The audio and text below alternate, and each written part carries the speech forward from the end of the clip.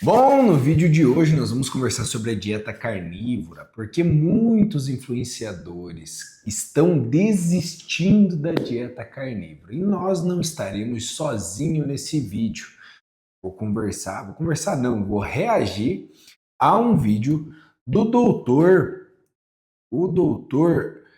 Henrique Altran. Eu comecei a assistir esse vídeo e aí eu falei, cara, aqui eu acho que eu tenho tanto para agregar quanto para aprender com ele e compartilhar a informação com você. Então vamos junto aqui, sem mais delongas, partiu. Você já percebeu que vários influenciadores que antes defendiam com unhas e dentes a dieta carnívora agora estão reintroduzindo vegetais? Frutas, mel e até raízes estão voltando para os pratos de quem até pouco tempo atrás dizia que planta é veneno. Mas afinal, por que isso está acontecendo? Fica comigo nesse vídeo que eu vou te mostrar o que realmente está por trás dessa mudança, com base na biologia, na antropologia e na própria lógica evolutiva. O vídeo dele parece ser muito bom. Parece ser muito bom mesmo. Então, assim, ó, já vou deixar o canal dele aqui para vocês. Henrique Altran, tá? Já vamos inscrever aqui. Também já vou deixar o like. Já tinha assistido, mas vou assistir agora com vocês. E eu tenho uma percepção única sobre qualquer dieta restrita, que ela é insustentável a médio e longo prazo. Agora me fugiu o nome da moça, mas tem uma mulher que fez dieta restrita, depois eu coloco na edição aqui, se for editar, né? Que ela fez a dieta estrita carnívora durante 17 anos, e mesmo assim, após os seus 17 anos fazendo a dieta carnívora, ela teve um problema de obesidade, ela começou a perder peso, e agora, 17 anos, enfim, é muito tempo, ela começou a ganhar peso novamente. Eu acho que ele vai por esse caminho nesse vídeo aqui. Então vamos lá? A gente está vendo grandes nomes como o Paul Saladino, que foi o pioneiro na dieta carnívora e também o primeiro a incluir frutas e mel de volta. E mais recentemente, o Dr. Robert Kiltz. Vale lembrar que o mel pode ser considerado na dieta carnívora porque vem da abelha e eles têm essa pegada aí que o carboidrato quando vem do mel, por ser da abelha, pode. Fez a mesma coisa. Eu tenho inclusive uma entrevista com o Dr. Robert Kiltz aqui no meu canal e vou deixar aqui no card. O interessante é que esses profissionais não estão abandonando a dieta carnívora, mas refinando a visão sobre ela. Eles entenderam que não existe um tudo ou nada quando o assunto é alimentação, nutrição ancestral. Vamos entender a raiz disso. Primeiro é importante lembrar, nossos ancestrais nunca foram carnívoros estritos o tempo todo. Em um ambiente de escassez, como era o ambiente dos nossos ancestrais, você não podia se dar o luxo de recusar calorias. Imagina um ancestral nosso morrendo de fome sem ter... E esse é o ponto interessante aqui, né? Porque muitas vezes as pessoas não sabem o porquê que acumulam tanto gordura no corpo.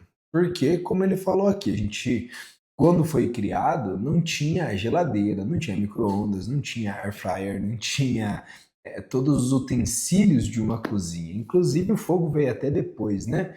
Então, o que que acontece? Nós, seres humanos, somos estocadores de energia.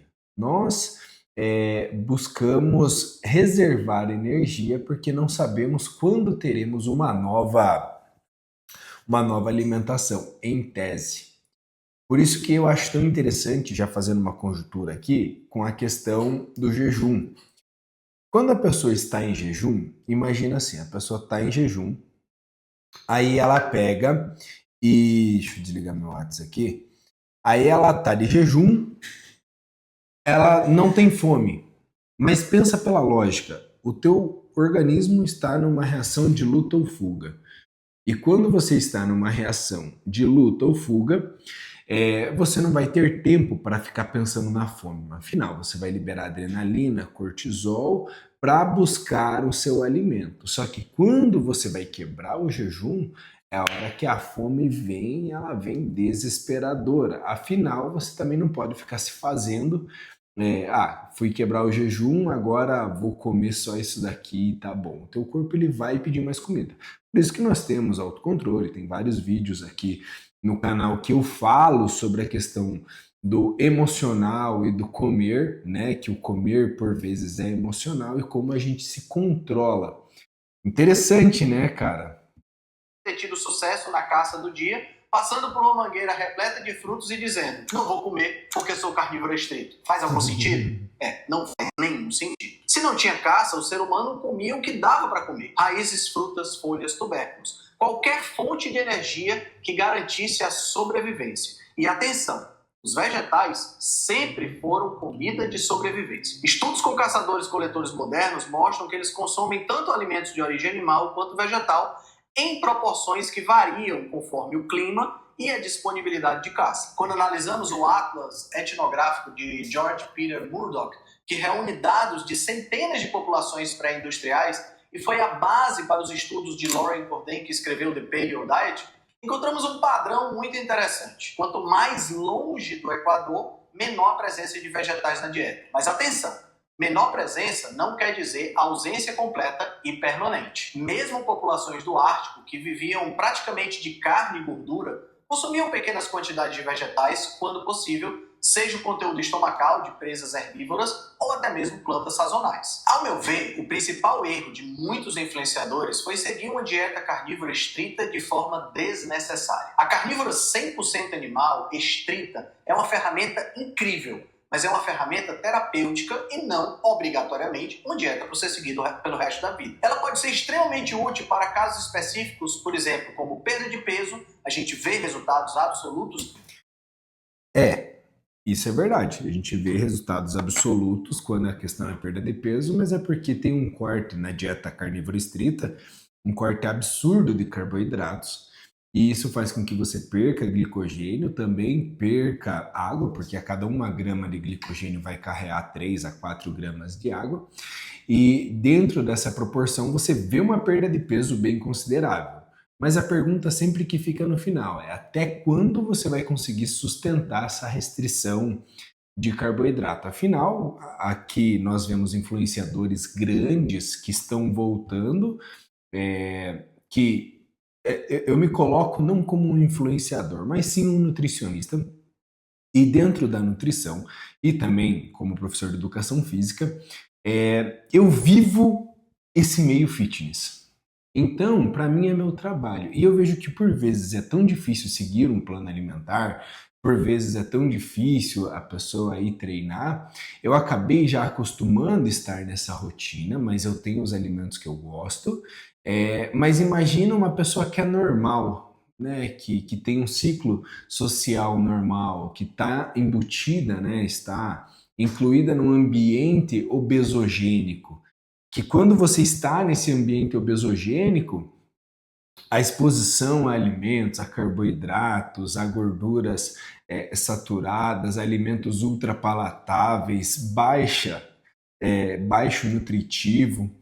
Ou seja, quando você começa a ver de uma maneira mais ampla, de fato a dieta carnívora pode trazer bons resultados. Não estou entrando no mérito se ela é saudável ou não, porque daí a gente teria que entrar em outro assunto, mas fato é que ela emagrece sim, assim como a dieta do ovo ou qualquer uma que seja estrita em calorias. Absurdamente interessantes. Controle de doenças autoimunes, por ser uma doença de eliminação e que realmente retira da dieta a grande maioria das substâncias de origem vegetal que estão envolvidas na resposta autoimune, melhora da permeabilidade intestinal, reversão de síndrome metabólica, diminuição da compulsão por doces e, em uma dieta cetogênica, uma dieta carnívora cetogênica, até mesmo melhora de sintomas psiquiátricos. Muito bom o que ele falou aqui, porque todas essas patologias que ele comentou, desde diabetes, algumas síndromes intestinais, tudo isso pode estar envolvido diretamente com a questão do carboidrato. A grande patologia, a grande gênese da formação das patologias, as doenças crônicas, inflamatórias de baixo grau, como diabetes, alguns cânceres, síndromes intestinais, que nem ele até comentou aqui, questão neural, tudo isso está associado numa dieta extremamente alta em calorias e baixa nutritiva. Beleza, por que eu estou falando isso daqui? Porque por vezes, se você tiver uma boa alimentação com alimentos in natura, integrais, com vegetais, que é tudo isso que a gente tem conversado, você vai ter ótimos resultados e mesmo assim ainda vai cuidar da sua saúde. Então, um ponto muito interessante é, pelo amor de Deus, não precisa cortar necessariamente o carboidrato para você emagrecer. Por vezes você vai conseguir, só que você tem que ter controle. Tem gente que não tem controle. Eu lembro de uma paciente uma vez que ela falou para mim assim, Dani, um pão francês me leva ao segundo pão francês. O que que ela quis dizer? Que ela não tinha controle, ela comia e tinha vontade de comer mais. Já com o pão de forma fatiado, para ela era mais tranquilo.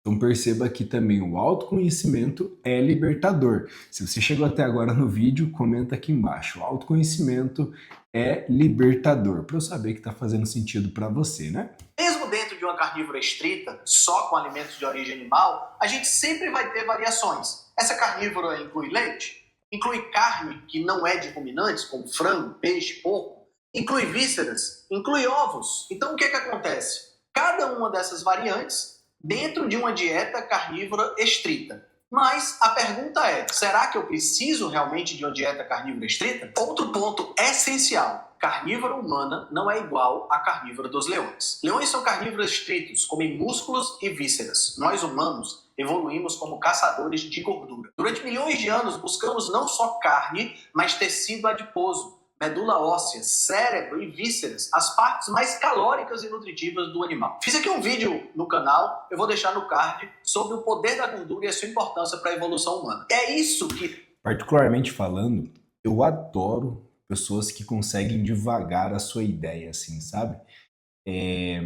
A pessoa consegue trazer conteúdo abrangendo várias pontes para conseguir confirmar o que ele quer dizer, assim, que ele está trazendo lá dos animais para a gente. Eu acho isso sensacional, cara. Explica os nossos cérebros grandes, os nossos corpos adaptados à gordura como principal combustível. Por isso, a dieta carnívora correta para humanos deve ser rica em gordura. Se alguém tenta fazer uma versão magra dessa dieta, baseada apenas em carne magra, o fracasso é certo.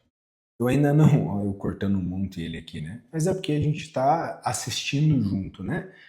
A questão da gordura, eu não sei se ele vai falar aqui, mas é muito debatido e confirmado que a gordura saturada pode estar presente, pode não, ela está presente em diversas patologias, né? Inclusive, quando a gente fala de doenças crônicas inflamatórias de baixo grau, geralmente está envolvido com a inflamação de gordura saturada. Mas vamos ver o que ele vai falar aqui, né?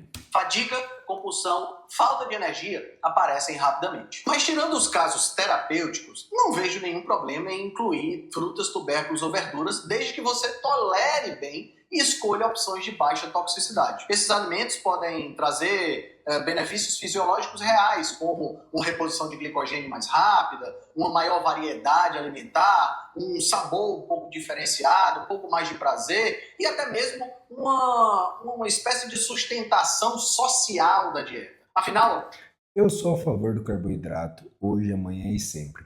Até para você que está conhecendo agora o canal, a minha primeira formação em educação física, depois veio a nutrição. E onde iniciou o meu interesse na nutrição foi porque eu dava aula de spinning, e aí isso lá em 2013, 14, e aí tinha uma única nutricionista na minha cidade e ela começou a cortar o carboidrato de todo mundo da cidade e as pessoas vinham para minha, eu moro em cidade pequena, né? As pessoas vinham para a academia fazer minha aula de spinning e aí o pessoal passava mal. E como eu vinha da educação física, lá na faculdade de educação física a gente sempre falou do carboidrato em prol da performance. Eu falava, cara, tá errado isso aqui que estão fazendo. Então eu sou extremamente a favor do carboidrato e posso pontuar ainda mais. Você consegue trazer mais saciedade para a tua dieta, porque você consegue trazer mais fibras. Ele falou um ponto interessante aqui, que é a questão da tolerância ao carboidrato. Nós temos food maps, que são uma classe de carboidratos que eles são mais fermentáveis. Na verdade, todos os carboidratos têm o potencial de ser fermentável, só que alguns mais, outros menos. Então, por exemplo, as pessoas não toleram muito bem ao brócolis, ao feijão, ao alho, à cebola. Aí você come e fica com muitos gases, porque ele fica fermentando, liberando CO2 lá no intestino. Então, esse ponto é interessante de se conhecer de fato. E tem pacientes também que, por vezes, sabe que tem algum tipo de intolerância, por exemplo, lactose. Muito comum ter uma intolerância, uma baixa sensibilidade, uma baixa tolerância à lactose. Aí o que acontece? A pessoa mesmo assim gosta e continua consumindo, sabendo que possivelmente vai passar mal. Vale lembrar que os sintomas de intolerância à lactose nem sempre são diretamente associados só à diarreia. Eu já peguei paciente que estava com muita azia, refluxo, queda de cabelo, espinha, enfim, são vários os sintomas das intolerâncias. Por isso que ele colocou, se a pessoa for tolerante a determinados tipos de carboidratos, né? O objetivo não é ser o mais radical, é ser mais saudável, funcional, é ser mais forte. Mas Henrique, se eu comer frutas, ainda é... O objetivo para ser mais forte é você entrar na minha consultoria online. Lá eu cuido da sua dieta, do seu treino, você tem acompanhamento semanal. E vale um destaque muito importante. Cara, é um serviço, então eu tenho vagas limitadas e é literalmente eu cuidando de você. Tem a minha assistente que quando você mandar a mensagem lá, ela vai tirar suas primeiras dúvidas, mas você entrou pro meu time, você preenche uma anamnese, eu monto seu plano e a partir dali, contato é direto. Eu e você no WhatsApp semanalmente. E já vou dar o valor aqui para você não dar uma de curioso lá.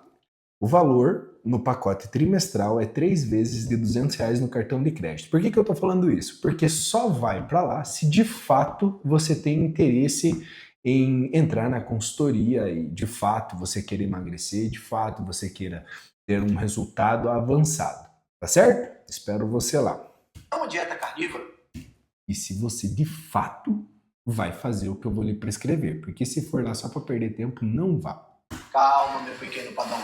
A coisa não é bem assim. Muita gente diz, se eu comer frutas ou mel, deixa de ser carnívoro. Quem foi que disse isso? Não existe uma definição humana oficial de dieta carnívora. A gente tem definição para tudo. Para low carb, para cetogênica, para dieta DASH. Mas para carnívora, não há consenso. E exatamente aí é que a gente precisa ter um pouco de calma. Na ausência de uma definição humana, vamos usar a definição biológica. Na biologia, existem 3 categorias de animais carnívoros. Os hipercarnívoros, que consomem mais de 70% de alimentos de origem animal. Aqui entram leões, tigres, crocodilos e aves de rapina. Os mesocarnívoros, que consomem entre 30% e 70% de alimentos de origem animal. E o resto vem de frutas, ovos, vegetais e outros alimentos. Aqui entram, por exemplo, raposas e coiotes. E temos os hipocarnívoros, que consomem menos de 30% de carne e o restante vem de plantas, raízes e frutos. Alguns ursos estão aqui nessa categoria, que são considerados onívoros. De acordo com essa classificação, qualquer dieta humana com mais de 70% de alimentos de origem animal já é hipercarnívora.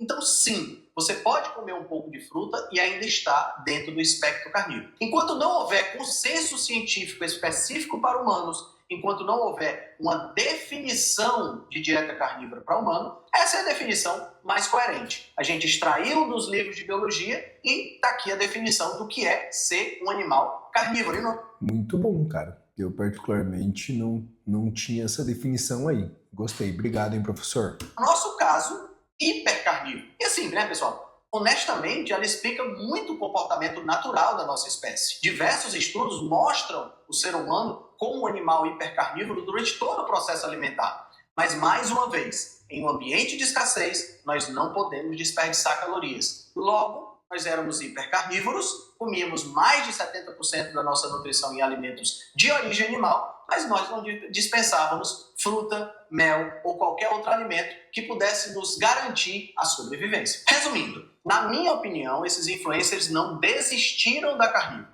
Eles só amadureceram a compreensão sobre o que significa ser carnívoro. Uma dieta centrada em alimentos animais, com a inclusão moderada de frutas ou tubérculos, ainda é uma dieta carnívora, desde que a base calórica e nutricional continue sendo animais. No fim... Show de bola, moçada! Eu particularmente gostei muito do vídeo. Vou deixar aqui novamente o canal do nosso querido para vocês, Henrique Altran. Se inscreve lá, assista o vídeo completo, veja outros vídeos dele, porque realmente, quer ver? vou mostrar aqui para vocês. Ele fala muito, cara, muito bem sobre a questão da nutrição. Gostei muito do canal dele. Se chegar até ele esse vídeo aqui, professor, um abraço para você.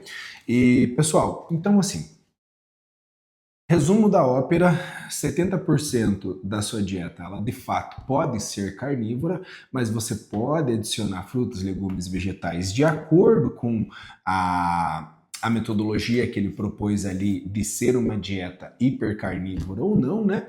Mas sendo bem sincero, dietas que dão certo para mim e para os meus pacientes. Eu já contei vários casos aqui para vocês. A extrema restrição nem sempre é o melhor caminho.